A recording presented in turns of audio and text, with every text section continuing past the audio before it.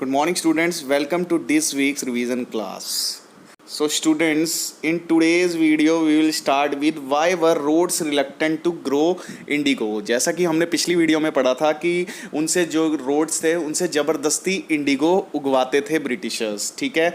तो रोड्स को अच्छा क्यों नहीं लगता था या उनको क्या प्रॉब्लम थी इंडिगो उगाने में, ये हम समझने वाले हैं। तो देखो क्या प्रॉब्लम थी।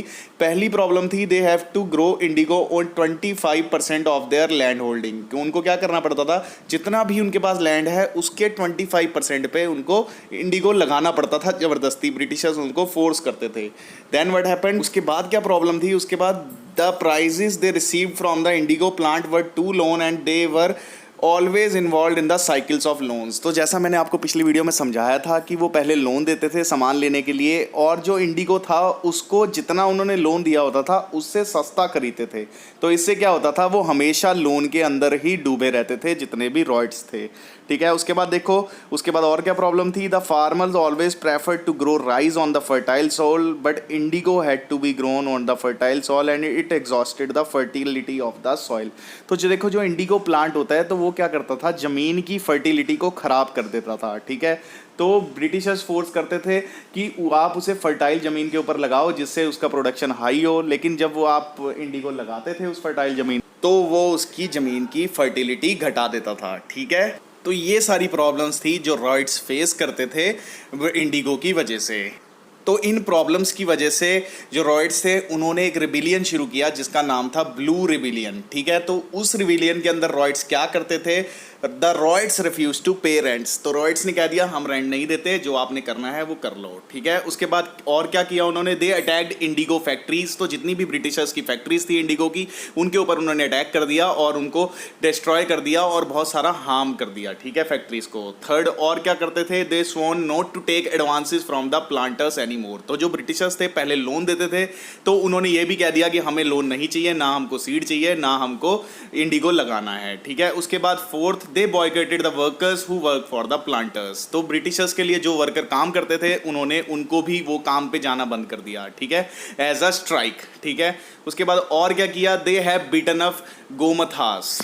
तो ये गोमथास कौन होते थे, गोमथास थे जो इंडियन लोग ब्रिटिशर्स अपॉइंट करते थे, जो एग्रीमेंट कराते थे लोगों के बीच में और ब्रिटिश इंडिया कंपनी के बीच में, और वो प्राइसेस भी फिक्स करते थे इंडिगो का, ठीक है। तो उन्होंने उनको भी मारा, ठीक है। उसके बाद उनको लोकल जिम्मेदार जो थे और विलेज के हेडमैन थे जो पहले टैक्स इकट्ठा करते थे, उनकी भी सपोर्ट मिल गई, और वो लाठी जो ब्रिटिशर्स के ऑफिसर्स लाठियां बरसाते थे उनसे उन लोगों को बचाया, ठीक है। अब आप लोग कहोगे कि सर जिम्मेदार्स और विलेजमैन तो ब्रिटिशर्स के साथ काम करते थे, तो वो इस सपोर्ट के अंदर, रिबिलियन के अंदर क्यों आए, ठीक है। क्योंकि ब्रिटिशर्स उनको भी परेशान करते थे। कैसे परेशान करते थे, in many villages the village मैनमेंट were forced to by the planters to sign indigo contracts.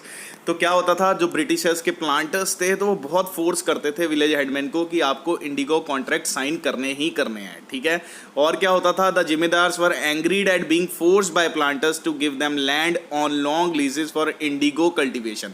तो जो बड़े बड़े जमींदार थे उनको अपना लैंड लोगों को देना पड़ता था बहुत लंबे लंबे टाइम के लिए इंडिगो ग्रो करने के लिए, ठीक है। इससे वो बहुत ज़्यादा परेशान थे, ठीक है।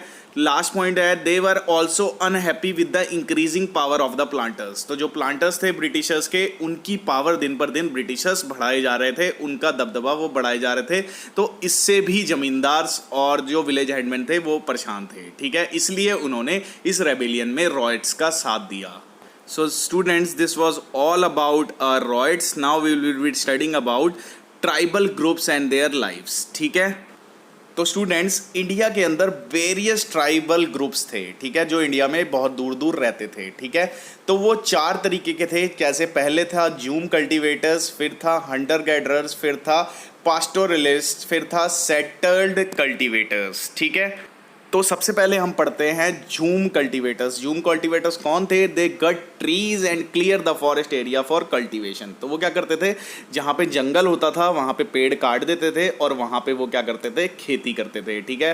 खेती करने के बाद जब वो फसल हो जाती थी तो वो फसल काटते थे और वहाँ से चले जाते थे, कहीं और जगह चले जाते थे और वहाँ पे पेड़ काटते थे और फिर से वहाँ पे फसल लगाते थे, ठीक है।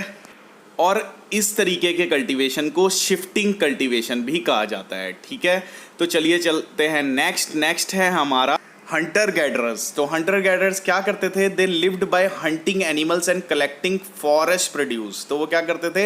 एनिमल्स को मारते थे, फिर उसको खा लेते थे। They ate fruit and roots collected from the forest. और फॉरेस्ट के अंदर, जंगल के अंदर अगर उनको कहीं से फ्रूट मिल जाते थे या कहीं झाड़ियाँ होती थी जो खाई जा सकती हैं तो वो उनको खा लेते थे, वरना वो हंट करते थे अपने सर्वाइवल के लिए, जानवरों को मारते थे और जानवरों को खाते थे। ठीक है, और ये लोग क्या करते थे? ये जो झाड़ियाँ होती हैं या हर्ब्स या श्रब्स जो होते थे फॉरेस्ट में, इनको मिल जाते थे, वो ये दवाई के लिए उनको लोकल मार्केट के अंदर बेच देते थे। ठीक है, उससे उनको पैसा मिल जाता था, उससे ये अपने खाने के लिए कोई चीज़ खरीद लेते थे। ठीक है, अब नेक्स्ट देखो, नेक्स्ट थे हमारे herders. Herders they lived by herding and rearing animals such as cattle and sheep. तो ये शीप को पालते थे, कैटल्स जितने भी होते हैं सबको पालते थे, और उनका जो प्रोड्यूस होता है उसको मार्केट में बेच के उससे पैसा कमाते थे। ठीक है, लेकिन इनके पास कोई लैंड नहीं होता था उनको खिलाने के लिए, तो ये क्या करते थे? जहाँ भी इनको घास दिख जाती थी ये उनको वहाँ पे चरा लेते थे। अगर एक जगह घास ख़त्म हो जाती थी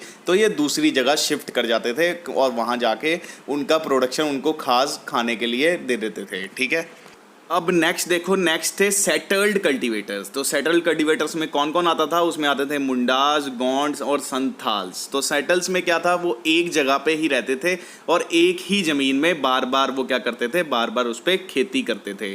the whole group gradually got rights over the land they settle in. तो क्या करते थे? एक बार पेड़ काटते थे, वहाँ पे वो खेती करते थे और परमानेंट ही वहीं पे रहने लग जाते थे। ठीक है, अब हमारा नेक्स्ट टॉपिक है barter system. The tribal people did not get everything they needed from the forest.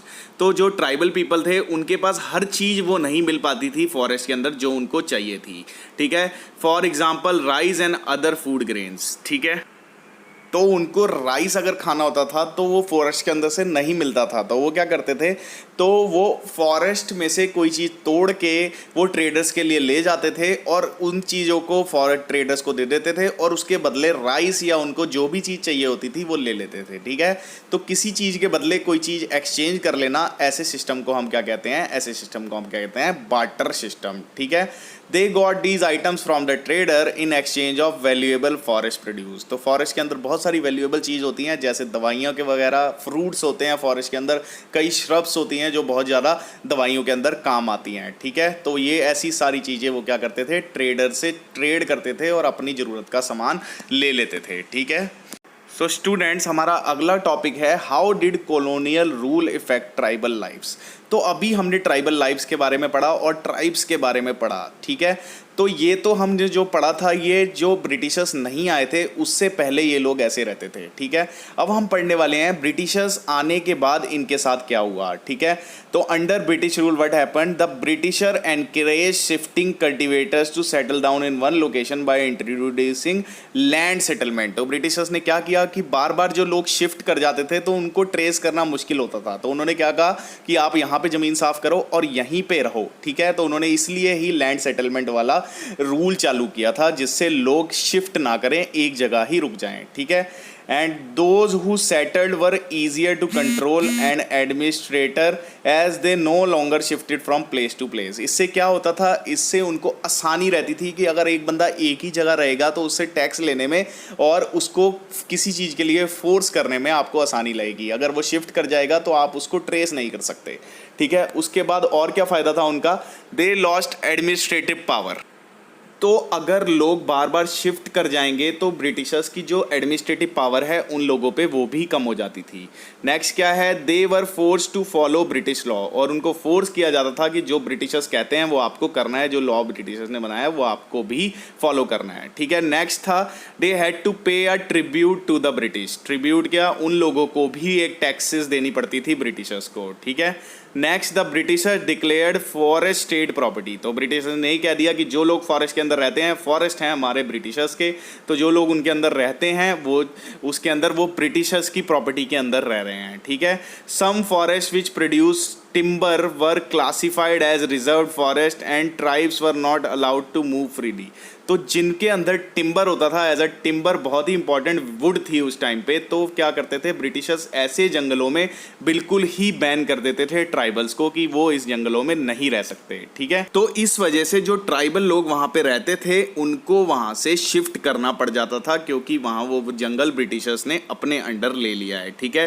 तो ब्रिटिशर्स ने उसके बाद क्या किया, जो झूम कल्टीवेशन के लोग थे उनको छोटी छोटी जमीनें देके उनको कहा कि आप यहाँ पे परमानेंट सेटल हो जाओ, और उनसे वहां पे जबरदस्ती प्रोडक्शन कराया और उन्हें एज अ लेबर यूज किया, जिससे वो फॉरेस्ट प्रोड्यूस को कलेक्ट कर सकें, ठीक है। आई होप आपको ये सारे टॉपिक अच्छे से समझ आ गए होंगे। अगर आपको इन टॉपिक्स में कहीं भी कोई प्रॉब्लम है तो आप मुझे कांटेक्ट करके पूछ सकते हैं, ठीक है। Okay students, see you in next revision video.